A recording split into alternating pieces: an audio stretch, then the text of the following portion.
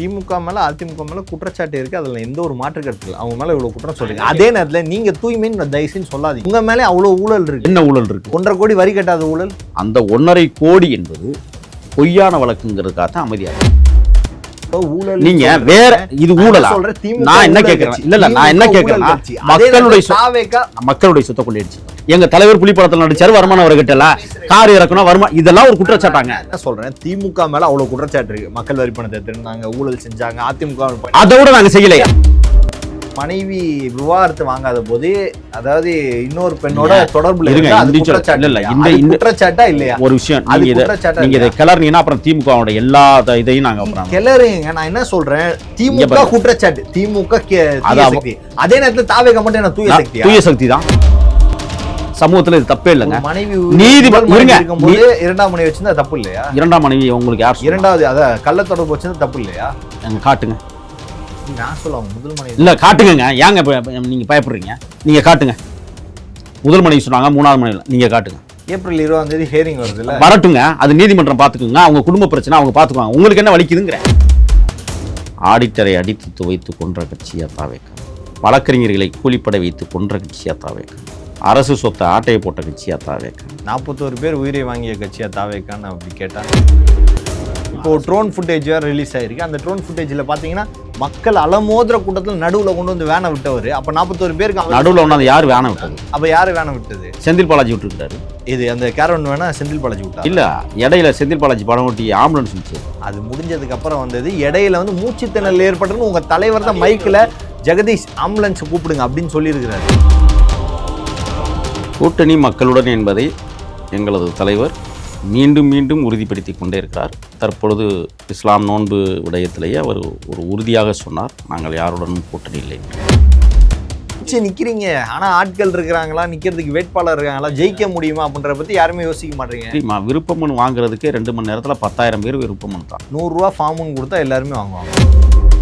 ஆதவ் அர்ஜுனா அவர்கள் சொல்லியிருக்காங்க 90 சீட்டே ஒரு முதலமைச்சர்னு. பேசினவங்க நாங்கள் பேசலை, நீங்கள் பேசாமல் அவங்களா தனியாக அவங்களா கேட்டிருக்காங்க, அதுக்கு பதில் சொல்லியிருக்காங்க. அதுக்கெல்லாம் வாய்ப்பு. விஜய் அவர்கள் காணப்போகும் களம் எந்த இடம்? 234 தொகுதியிலும் அவர் காலடி பட போகிறது. ஏஐ பற்றிய பயம் இனி வேண்டாம். சிக்கலான டெக்னாலஜியை சாமானிய தமிழனுக்கும் புரிய வைக்கிறது உன் ஏஐ அறிந்தால் புத்தகம். விவசாயம் முதல் வியாபாரம் வரை ஏஐயை உங்கள் முன்னேற்றத்திற்கான ஏணியாக மாற்று. இன்றைய வாசியுங்கள் உன் ஏஐ அறிந்தால். பிரைம் 9 தமிழ் நேயர்கள் அனைவருக்கும் வணக்கம். இன்றைய நமது நேர்காணலில் நம்முடன் இணைந்திருப்பவர் தமிழக வெற்றி கழகத்தை சேர்ந்த மாநில செய்தி தொடர்பாளர் திரு முகில் அவர்கள். சார் வணக்கம். வணக்கம். தமிழக அரசியல் 2026 தேர்தல்களும் சூடு பிடிக்க ஆரம்பிச்சிருச்சு. தமிழக வெற்றி கழகத்தை தவிர மற்ற எல்லாரும் கூட்டணி கணக்குகளை உருவாக்கி அதை நோக்கி போயிட்டு இருக்காங்க. திமுகவோட கூட்டணி கட்சிகள் 21 கூட்டணி கட்சிகள், அதிமுக கூட்டணி கட்சிகள் 11 மற்றும் சீமான் தன்னந்தனியாக அவர் என்னவோ அதில் எல்லாத்தையும் பேச ஆரம்பிச்சிட்டாரு. தலைவர் விஜய் மட்டும் இது வரைக்கும் இந்த பக்கமா அந்த பக்கமா எந்த பக்கமா அப்படின்ற ஒரு கேள்வியோடு இருக்கிறாரு. ஸோ தமிழக வெற்றி கழகத்தின் தேர்தல் பணிகள் எப்படி போயிட்டு இருக்கு, கூட்டணி கணக்குகள் என்ன ஆச்சு? கூட்டணி மக்களுடன் என்பதை எங்களது தலைவர் மீண்டும் மீண்டும் உறுதிப்படுத்தி கொண்டே இருக்கிறார். தற்பொழுது இஸ்லாம் நோன்பு விடயத்திலேயே அவர் ஒரு உறுதியாக சொன்னார், நாங்கள் யாருடனும் கூட்டணி இல்லை என்று. திருப்பி அதை கேட்டால் ஏதோ நாங்கள் கூட்டணிக்கு போயே கெஞ்சி கொண்டிருப்பதை போல கேள்விகள் வரும். யாரும் வராதனால தான் மக்களோட கூட்டணியா? இல்லை, நீங்கள் நாங்கள் யார் கூட பேசணும்னு சொல்லுங்கள். இல்லை, யார் கூடயாவது கூட்டணி. உங்களோட ஆதவ் அர்ஜுனா அவர்கள் சொல்லியிருக்காங்க 90 சீட்டே ஒரு முதலமைச்சர்னு. பேசினவங்க நாங்கள் பேசலை, நீங்கள் பேசாமல் அவங்களா கேட்டிருக்காங்க, அதுக்கு பதில் சொல்லியிருக்காங்க. அதுக்கெல்லாம் வாய்ப்பு இல்லை. அவ்வளோ பேச்சுவார்த்தை நடத்திருக்கீங்கல்ல, இங்கே பேசுனீங்க, அதிமுகவில் பேசியிருக்கீங்க. இல்லை நாங்கள் பேசலை, அவங்க எங்கள்கிட்ட பேசினாங்க. அவங்க எல்லாம் உங்கள்கிட்ட வந்து பேசியிருக்காங்க. அது ஆதவ் அர்ஜுனா வெளிப்படுத்தியிருக்கிறாரு. நம்ம என்ன இருட்டுக்குள் நடக்கிற விஷயத்தில் லைட் அடித்து பார்க்க முடியாது, சரிங்களா? திரைமறைவில் பேசியிருக்கலாம், இல்லைன்னு சொல்லலை. எல்லா கட்சியும் எல்லாரோடையும் பேசிகிட்டு இருக்காங்க. ஆனால் தமிழக வெற்றி கழகத்தோடு பேசியிருக்கலாம். அந்த பேச்செல்லாம் வீண் பேச்சு. ஏன்னா எங்கள் தலைவர் உறுதியாக சொல்லிட்டாங்க, நாங்கள் தனியாக தணிக்கிறோம். அதனால் எங்கள் கலப்பணியை நாங்கள் தொடங்கி கிட்டத்தட்ட 2 மாதம் ஆச்சு. கரூர் விஷயத்துக்கு பிறகே நாங்கள் தேர்தல் பணியில் கடுமையாக இறங்கிட்டோம். இன்றைக்கி மக்கள் செல்வாக்கு மகத்தான செல்வாக்காக தமிழக வெற்றி கழகம் பரிபூரணத்தோடு பட்டி தொட்டி எல்லாம் இன்றைக்கு பரவி கிடக்கிறது. நீங்கள் குறிப்பிட்டதை போல் அதிமுக பேசிட்டாங்க, திமுக பேசிகிட்டு இருக்காங்க, நாம் தமிழர்னு ஒன்று அங்கிட்டு போயிட்டு இருக்கு அப்படின்னு. சீமானை பொறுத்தவரை தேர்தல்கள் காலம் என்பது அவருக்கு தேனிலவு காலம் என்பது. சீமான் அவர்களை பொறுத்தவரை ஆமாம். அதனால் அவர் போயிட்டுருப்பார். இப்போ கூட தேர்தல் தேனிலவு ரெண்டும் வேற மாதிரி இருக்கு. ஆமாம், அப்படித்தான். ஏன் அப்படி சொல்றீங்க? இல்லை, அது அவர் அந்த சந்தோஷம் இருக்குல்ல, தேர்தல் வந்தாலே ஒரு சந்தோஷம், தேனிலவு சந்தோஷத்தை போல் அடைவார். மக்களுக்காக ஜெயிச்சு அடுத்த ஆட்சி அமையணும் அந்த மாதிரியா? யாருக்கிட்ட எவ்வளோ காசு வாங்கலாம், என்ன செய்யலாம், அந்த மகிழ்ச்சியில் தலைத்திருப்பார். அதனால் அது போட்டியில் இல்லாத கட்சியை பற்றி நம்ம இல்லை பேசிக்கலாம். அப்படி சொல்லிட முடியாதுல்ல. இப்போ வரைக்கும் 8.5 வாக்கு சேதம். அது எங்கள் வாக்குங்க. நீங்கள் சரி, உங்கள் வாக்குனால சீமான் அவர்கள் திரள் நிதி திரட்டினாலும் கூட அதை வந்து கட்சிக்காக தானே செலவு பண்ணா. நீங்கள் எப்படி அது தேனிலவு காலம்னு சொல்லலாம்? இல்லை, கட்சிக்காக எப்படி? அப்புறம் அந்த கட்சிக்காக தானே எல்லாம் நிதி கொடுக்குறாங்க. ஏங்க, இதுவரை திரட்டிய நிதியெல்லாம் மாதம் 3 லட்ச ரூபா வாடகை கொடுத்துக்கிட்டு இருக்காங்க. நீ என்னமோ பேசிக்கிட்டு இருக்கிறீங்க. ஏதோ நீங்கள் சொல்கிற பார்த்தா அவங்க கொடுக்குற நிதியெல்லாம் சீமான் அவர்கள் வீட்டுக்கு வாடகை கொடுக்குற மாதிரி. அப்படி தான் இருக்காங்க. அவ்வளோ இதுவரை திரட்டிய திரள் நிதியெல்லாம் எங்கே சொல்லுங்கள். சரி, அதை பற்றி இப்போ உணவுங்க செல்லா காசுகளை பற்றி பேசி சில்லறை. இல்லை இருந்தாலும் நீங்கள் பேசுனதுனால ஒரே ஒரு இது, நீங்கள் ஏன் வந்து தொடர்ந்து நாம் தமிழர் வந்து ஒரு நாம் தமிழர் ஒன்றும் இல்லை, நாம் தமிழர் வேஸ்ட்டு, நாம் தமிழர் வந்து வாக்கு இந்த தேர்தலோடு முடிஞ்சிடும், ஏன் உங்களுக்கு வந்து இவ்வளோ வெறுப்பு? எங்களுக்கு வெறுப்பு இல்லைங்க, களத்திலே இல்லாதவங்களை பற்றி போய் பேசி என்ன பிரயோஜனம்? எல்லா களத்துலையும் கூட்டம் போடுறாங்க, ஒவ்வொரு இதுக்காக போய் போடுவாங்க. அப்படி பார்த்தா எல்லா சாதிய கட்சிகளும் தான் போட்டுக்கிட்டு இருக்கு. ஒருவேளை சாட்டை துரைமுருகன் தமிழக கட்சிகளை விமர்சனம் பண்ணுறாங்களா, விஜய் அவர்களை விமர்சனம் பண்ணுறாங்களா, இவ்வளோ கோபமா எல்லாரும்? அவங்க சாக்கடைகளுக்கெல்லாம் நாங்கள் பதில் சொல்கிறதில்ல, உங்களுக்கு தெரியும்னு நினைக்கிறேன். அதுக்கப்புறம் அதிமுக கூட்டணி இன்னும் முடிவாயிடுச்சா? இன்னைக்கு போயிட்டுருக்கு. எது என்ன வேணாலும் நடக்கலாம். முடியட்டி பார்த்துக்கலாம். அவங்க நாங்களாவது வேட்பாளர்கள் பட்டியலை தயாராகி வைத்து கொண்டு எங்கள் தலைவர் வெளியிடுவதற்காக காத்திருக்கிறோம். அவங்கெல்லாம் இன்னும் அதுக்கு கூட வரல. இன்னும் கூட்டணியே அவங்களுக்குள்ள முடியல. நாங்கள் மக்களோட கூட்டணி வச்சுட்டோம். ஆக அதிமுக இன்றைக்கும் தொங்கிக்கிட்டு இருக்கு பாஜகவிட்ட. இது வந்து அதிமுக கூட்டணி அப்படிங்கிறத விட அது பாஜக கூட்டணி. பாஜக 30 சீட்டு கொடுக்குறாங்க, அதிமுக 172 சீட் நிற்கிறாங்க. இருக்கிற இடத்துல இருந்தாலும் அதிகாரம் யாரு? அதிமுக இல்லையே, பாஜக. தமிழகத்தை பொறுத்த வரைக்கும் அதிகாரம் அதிமுக. அதெல்லாம் கிடையாது. எங்க சொல்லுங்க. அவங்க வந்து என்ன, அவங்க கூட்டணி பேர் என்ன, இந்திய ஜனநாயக கூட்டணியா? எங்க சொல்லுங்க பார்ப்போம். அதிமுகவுடன் கூட்டணி அப்படின்னு சொல்லுங்க. எந்த நபர்களாவது பாஜகவில் சொல்லியிருக்காங்களா? சரி, அது ஒன்று. இங்கிட்டு சாதிகளின் கட்சிகள் எல்லாம் ஒன்று சேர்த்து சமத்துவம் பேசுகிற திருட்டு முன்னேற்ற கழகம் 21 கட்சி உங்கள் வாயிலேருந்து தான் சொன்னிச்சு. அதில் 17 கட்சி ஏதோ சாதிய கட்சின்னு ஒரு பட்டியல் சொல்கிறாங்க. சூப்பர்ல, பெரியார்மன் வாழ்க. சரி, அவங்க முடிச்சிட்டாங்களா? கிட்டத்தட்ட எல்லாரும் ஃபைனலைஸ் பண்ணிட்டாங்க. விசிகாவை தவிர மற்ற எல்லா கட்சிகளுக்கும் என்ன பண்ணலாம்? ஏன்னா தொகுதி பங்கீட்டு கொஞ்சம் அதிகமாக கேட்டிருப்பாங்க. ஏன் கொடுக்கக்கூடாது? அது அவங்க கட்சி, அவங்க ஏன் கொடுக்கணும்னு கேட்பாங்கல்ல. நான் என்ன கேட்குறேன்னா, திமுகவை அடுத்து அந்த கூட்டணியில் அதிகமான மக்கள் செல்வாக்குடைய கட்சி விசிகா. இப்போ அங்கே என்ன பிரச்சனை தெரியுங்களா? நான் சொல்கிறேன், பழைய எம்எல்ஏக்களுக்கு சீட்டு இல்லைன்னு தலைவர் திரும்ப அறிவிச்சிட்டாரு. இந்த பழைய எம்எல்ஏக்கள் 5 பேருமே திமுக சொம்புதுக்கிகள். சரிங்களா? அதில் நாடாளுமன்ற உறுப்பினர் ஒருத்தர் இருக்கிறார், கரவேட்டியும் கட்ட மாட்டார், கட்சி கொடியும் கட்ட மாட்டார். அப்படி ஒரு நபர். அவர் யாருன்னா, அந்த விழுப்புரத்தில் நின்று ஜெயிச்சார். அவர் பேர் என்ன? ரவிக்குமார். அவர் முழுக்க கனிமொழி கட்சிக்காரர், கனிமொழி திமுகக்காரர். அந்த கட்சிகளே பிரிவுகள்லாம் இருக்குல்ல, பொன்முடி பொண்டாட்டி காலில் விழுவார். அப்படி ஒருத்தர் வந்து திமுக எம்பியாக இருக்கிறார். ஆனால் தலைவரின் உழைப்பை, திருமாவின் உழைப்பை சுரண்டி கொளுத்த கும்பல்கள். இப்போ நீங்கள் அடுத்து பார்த்தீங்கன்னு வச்சுக்கோங்களேன், 2ஆம் கட்ட தலைவர்னு சொல்லக்கூடிய ஒரு சில பேர் இருக்காங்க அதுக்குள்ள, அந்த கட்சிக்குள்ள. அவங்களும் வந்து திமுக சொம்புதுக்கிகளாக தான் இன்றைக்கி மாறி கிடக்கிறாங்க.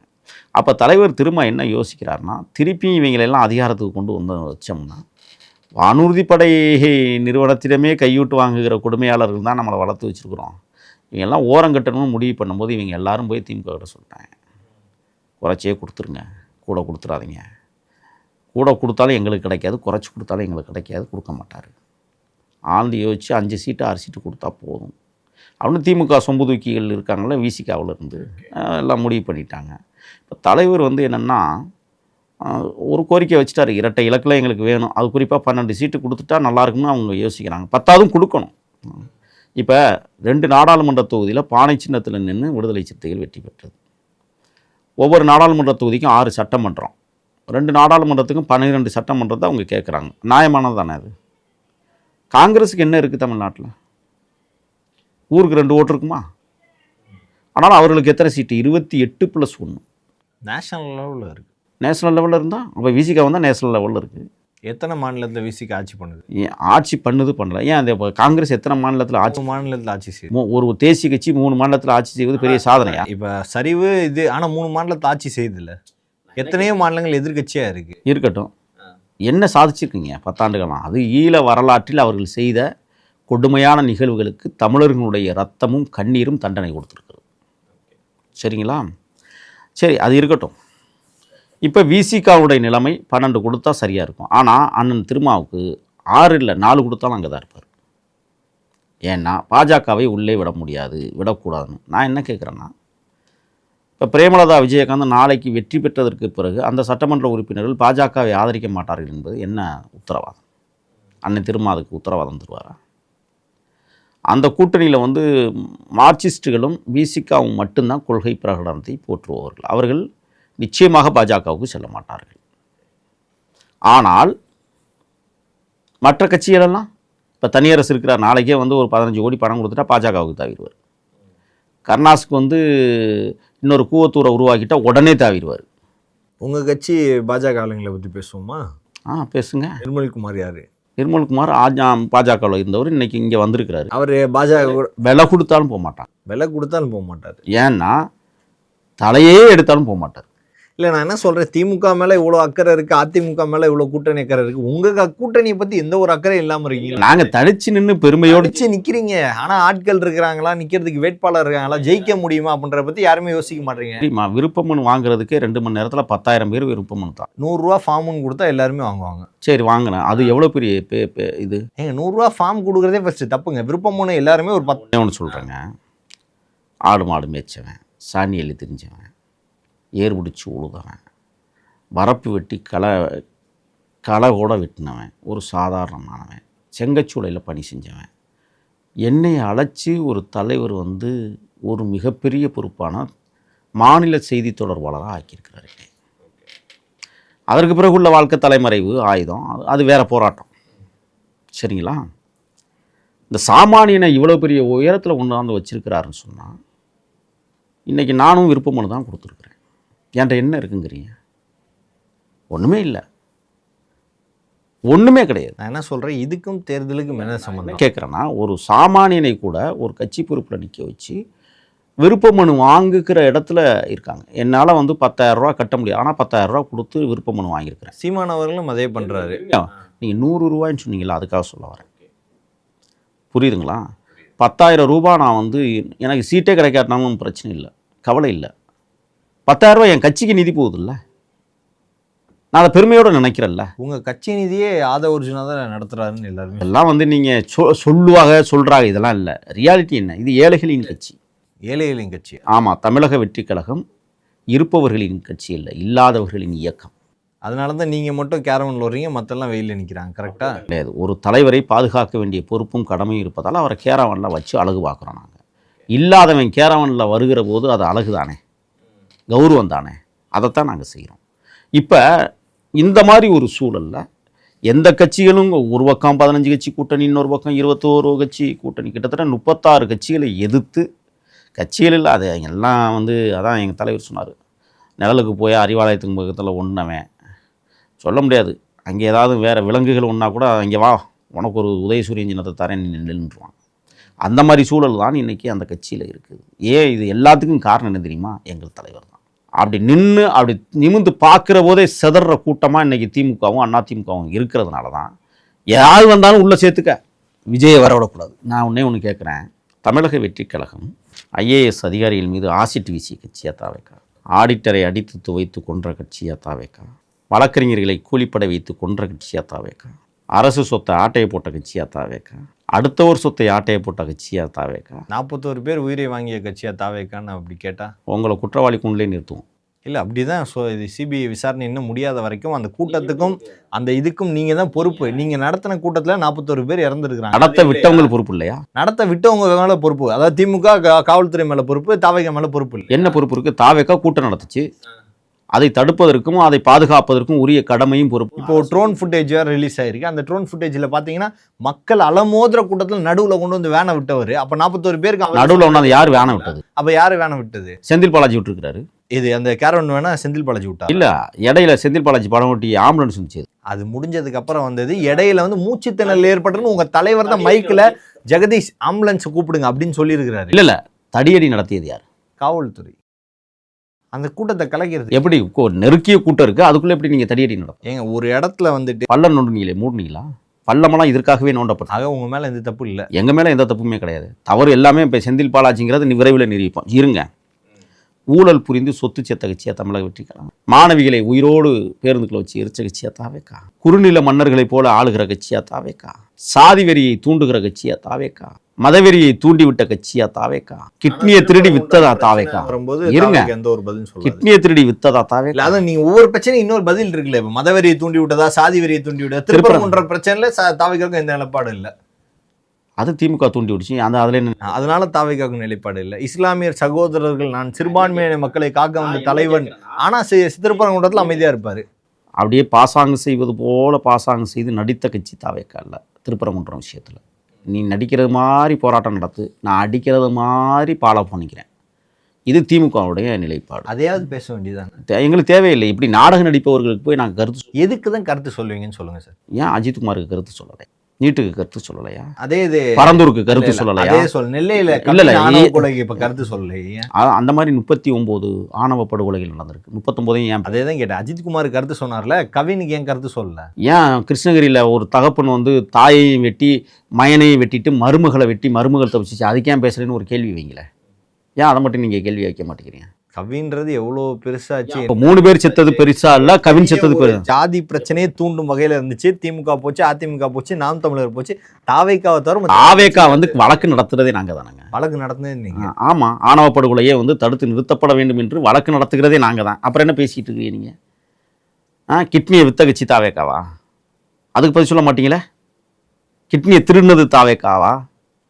அதுக்கு பதில் சொல்ல மாட்டீங்களே. ஒன்னே ஒன்று சொல்றேன். நேர்மையின் உச்சம் தொட்ட தலைவர் கொண்ட இயக்கம் தமிழக வெற்றி கழகம். நிமிர்ந்து நின்று சொல்லுவோம், நேர்மை கொண்டு சொல்லுவோம், உறுதியோடு சொல்லுவோம், கம்பீரத்தோடு சொல்லுவோம், ஓங்கி அடித்து சொல்லுவோம், உயர்ந்த குரலோடு சொல்லுவோம், ஆர்வரித்து சொல்லுவோம்.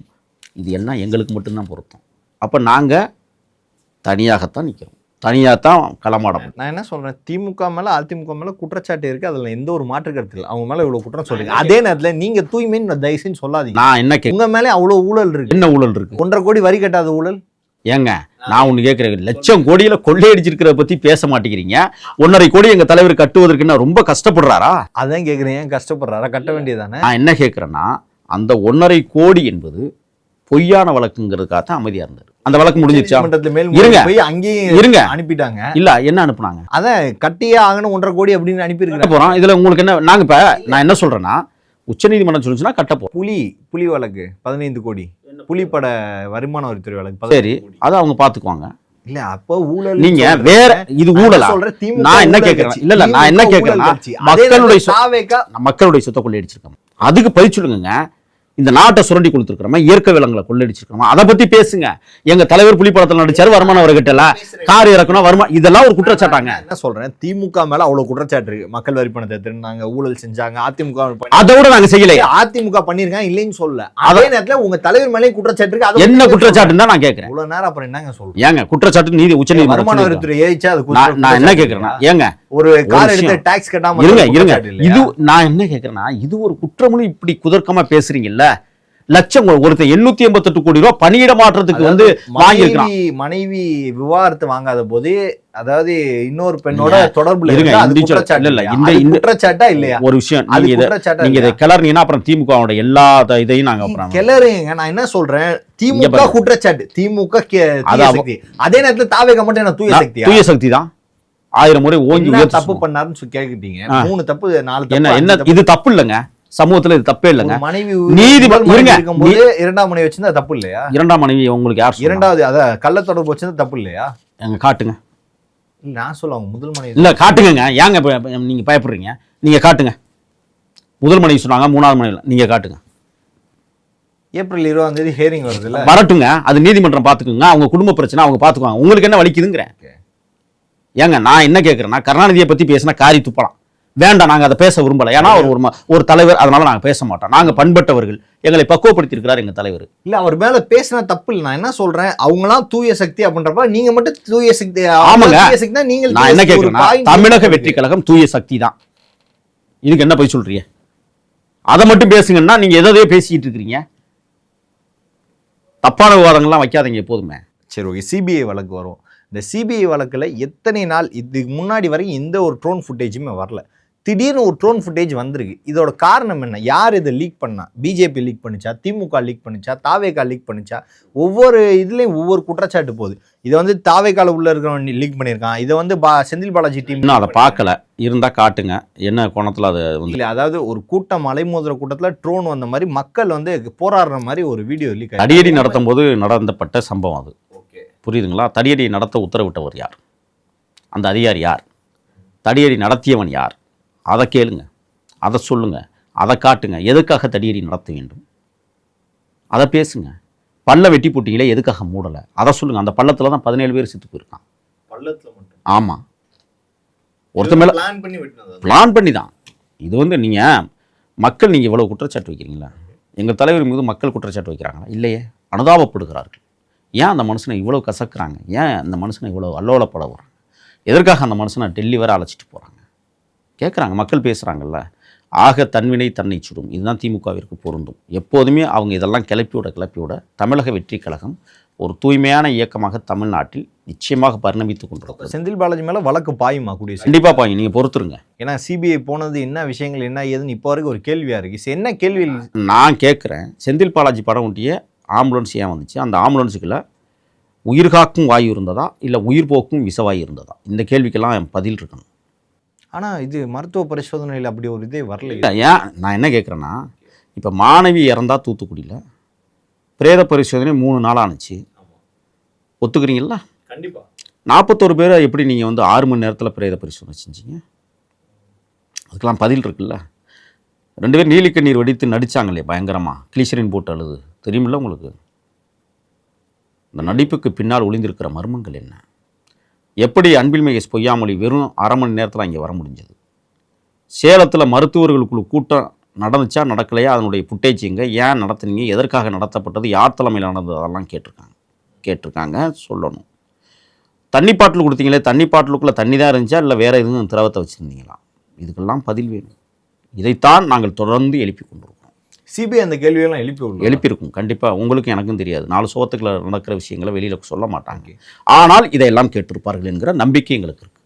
ஏன்னா விஜய் அவர்கள் வந்து சிபிஐ விசாரணை முடிஞ்சு வரும்போது அவ்வளோ ஒரு சந்தோஷமாக ரசிகர்களுக்கு வந்து கையசிச்சுட்டே வந்துட்டார். எந்த ஒரு சிபிஐ விசாரணையிலுமே இவ்வளோ சந்தோஷமாக ஒரு மனிதன் வெளியே வந்து நாங்கள் பார்த்ததே இல்லை.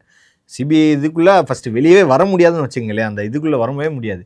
அது எப்படி விஜய் அவர்களுக்கு இவ்வளோ ஒரு சந்தோஷம், இப்படி ஒரு பர்மிஷன், சிபிஐ விசாரணை நடந்துச்சா அப்படின்ற கேள்வியே இருக்குது. பிரச்சாரத்தை தொடங்கியிருக்கிறார் டெல்லியில். அடியேறி ஆயிரக்கணக்கிலே குவிந்திருக்கிற டெல்லி மக்களிடத்தில் தன்னுடைய தேர்தல் பிரச்சாரத்தை தொடர்ந்தார்.